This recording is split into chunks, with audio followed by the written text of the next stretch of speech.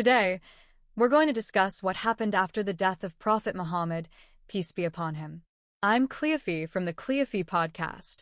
Let's move on to the deep dive, but as always, don't forget to like and subscribe to help spread the word. Also, if you like to contribute to our dawah, spreading Islam all over the globe, mission, then hit the join and thanks buttons. Now, Jack and Wilson, we'd love to hear your deep dive. Welcome back to the Deep Dive. Today, we're looking at a moment that, well, it changed everything.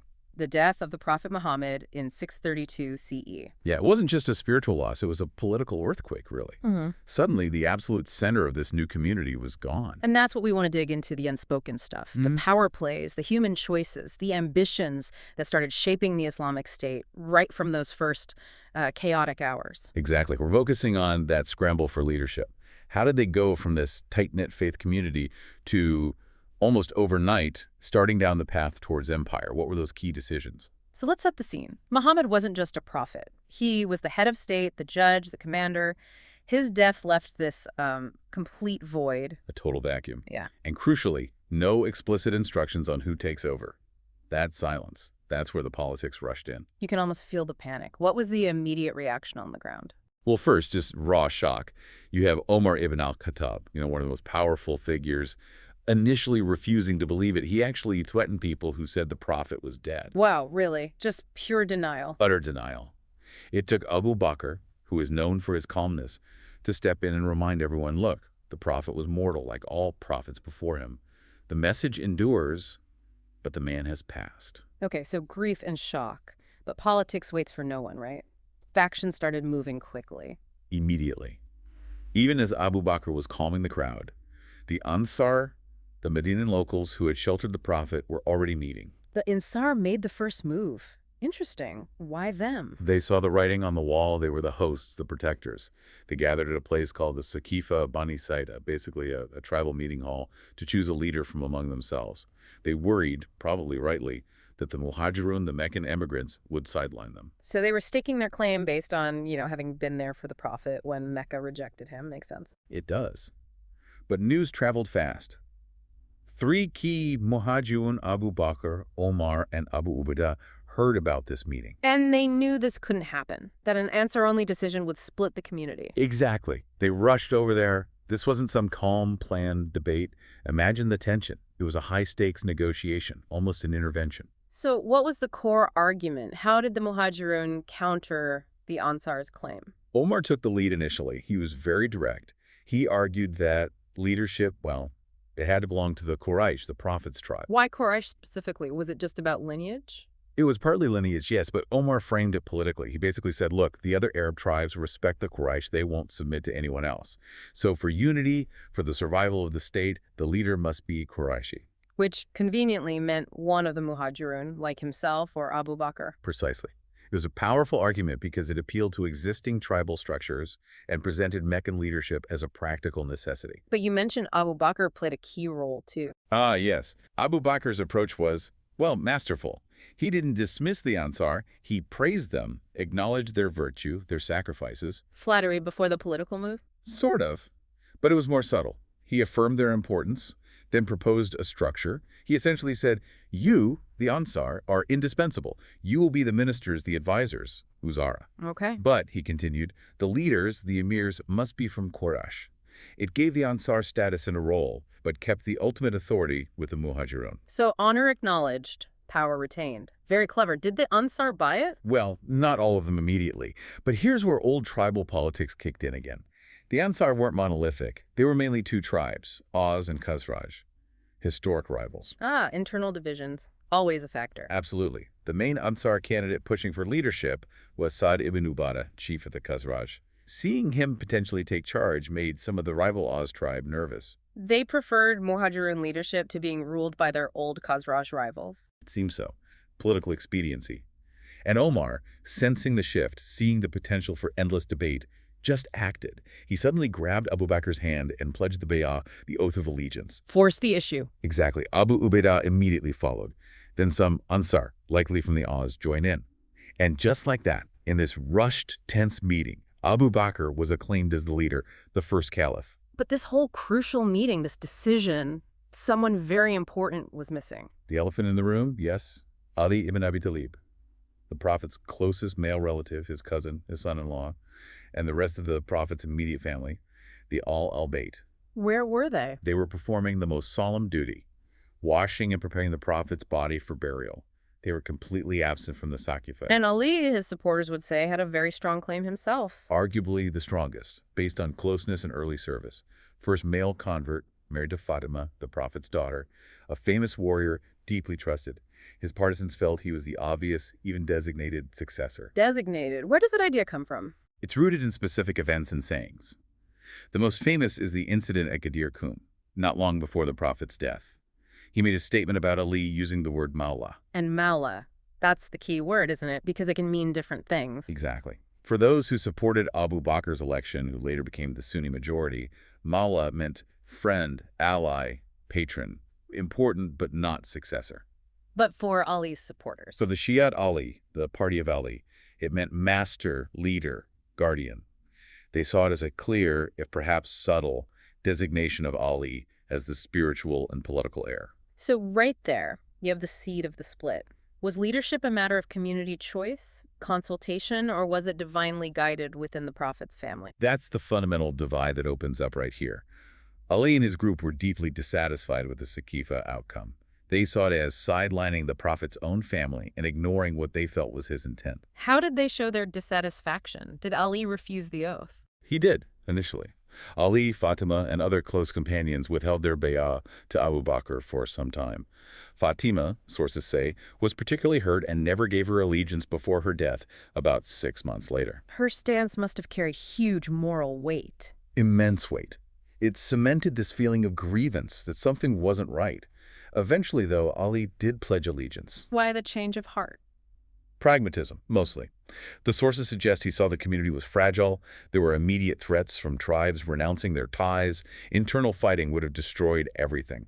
So he prioritized unity, even over his own claim. A pragmatic choice that highlights the two diverging paths. Consensus for stability versus designated spiritual leadership. Precisely. And that need for stability brings us straight to Abu Bakr's first major challenge. The Ridda Wars. The Wars of Apostasy. This sounds like purely religious conflict, but was it? Not entirely. Yes, some tribes maybe renounced Islam, but for many it was political. Their allegiance, their treaty was with Muhammad personally. He dies, the deal's off. And crucially, they stopped paying the zakat. The religious tax. So refusing, it wasn't just heresy. It was like fiscal rebellion, secession almost. Exactly like secession. Yeah. It was a direct challenge to Medina's central authority. Right. If Abu Bakr had let that slide, the whole concept of a unified state under a caliph would have collapsed right there. So his response had to be firm. Uncompromising. He launched military campaigns across Arabia. The message was clear. Submission to Medina, including paying the zakat, was non-negotiable. The unity of the state would be enforced. So the Arabian Peninsula was unified, you could say, as much by the sword as by faith in those early days. You could definitely say that. Mm-hmm. Force established the political supremacy of the Caliphate in Medina. And this consolidation, the state building, it just explodes under the second Caliph, Umar, right? The conquests move incredibly fast. Syria, Egypt, Persia. Umar was an administrative genius. The conquests were driven by many things. Faith, yes, but also very practical concerns. Land, wealth, trade routes, keeping the armies busy and loyal with booty. How did he manage the sudden, vast empire? He couldn't just rule it like Medina. No, he needed structures. He created garrison cities, Ansar, like Kufa in Iraq, Fustat in Egypt. These weren't just army bases. They were administrative centers controlling vast territories and populations. New power centers, really. And he created something called the Diwan. How did that work? The Diwan was crucial for political control. It was basically a registry, a census. It listed soldiers and their families based on when they converted and their service record. Okay, like a military personnel file. More than that, it determined their stipend. Your rank on the Diwan, your closeness to the Prophet, your campaign history that decided how much money you got from the state, paid out from the conquest spoils. Ah, I see. So it wasn't just about honoring veterans. It was about tying everyone's income directly to the Caliphate in Medina, creating economic loyalty. Exactly. It turned tribal warriors into a professional salaried army dependent on the central government. It was a brilliant way to manage the new wealth and keep the huge military loyal to the Caliphate, not just their local commanders. But such a rapid success, such huge changes. It must have created stresses, internal tensions. Massive tensions. And that brings us to the third caliph, Uthman. He came from the Umayyad clan, a powerful Meccan family. And the accusations started flying? Yes. The main charge was nepotism. Uthman appointed many of his Umayyad relatives to key governorships and positions of power.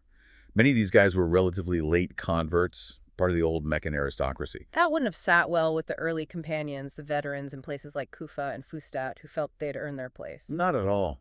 Resentment grew, particularly in those garrison cities, which were now wealthy and politically conscious.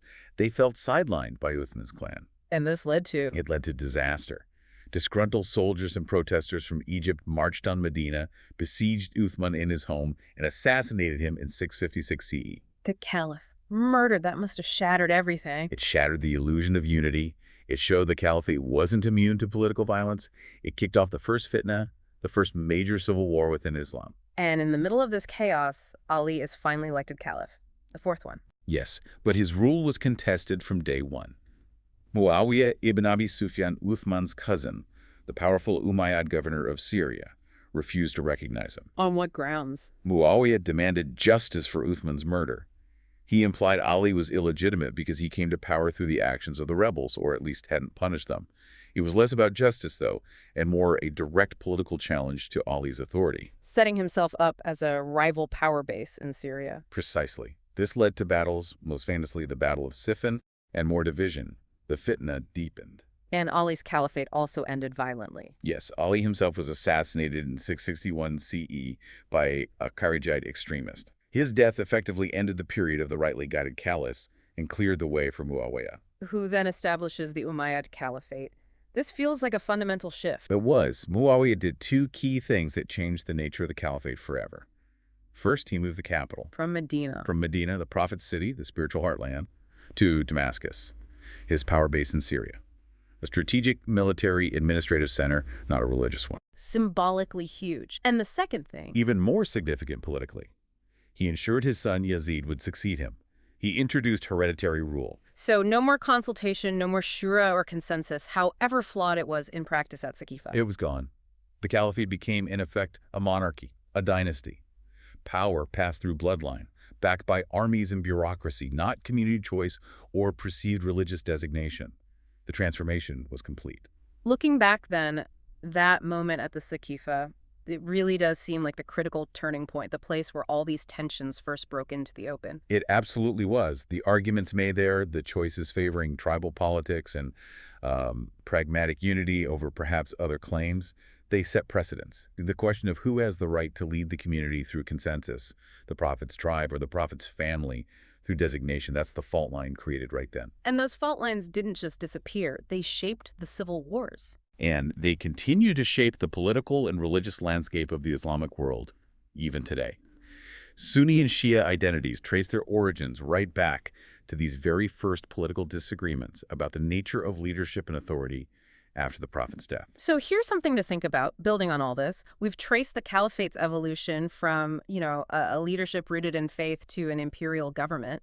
It needed stability, it needed administration, armies, tax systems, things that look, pretty secular in how they operate. It makes you wonder, in building a state, especially out of a revolutionary faith, does the need for stability inevitably end up prioritizing practical political mechanisms over the original founding principles? Something to consider. Thank you for joining us for today's podcast. I hope you've gained some valuable insights. If you're a truth seeker, yearning for divine light and ready to step out of darkness, now is your moment. The truth is that Allah is the one and only creator of the universe. He has sent over 124,000 messengers and prophets to guide humanity, starting with Adam and culminating with the final messenger, Prophet Muhammad, peace be upon them all. If you resonate with this message, you might be ready to embrace Islam. Simply recite the Shahada, the Islamic declaration of faith. For further support, feel free to join our WhatsApp group. You can send us a private message there. The link is in the video description. Don't wait until it's too late. We look forward to connecting with you soon.